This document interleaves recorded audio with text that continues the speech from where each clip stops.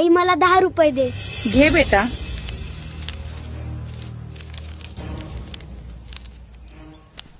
एक दिवस त्याच्या वडिलांनी हे पाहिले आणि विचार केला, हे असेच चालू राहिल्यास आपला मुलगा बिघडेल. उद्यापासून तू स्वतः कमवलेले 10 रुपये मला आणून देणार. मुलाला समजले नाही. त्याने आईकडून 10 रुपये घेतले आणि वडिलांना दिले.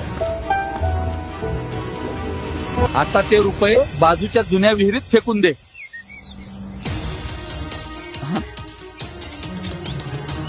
मुलाने वडिलांचे ऐकले आणि दररोज विहिरीत पैसे टाकले.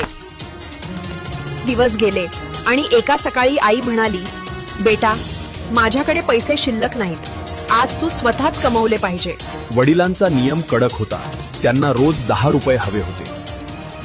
मुलाने काम करून ते मिळवण्याचा निर्णय घेतला.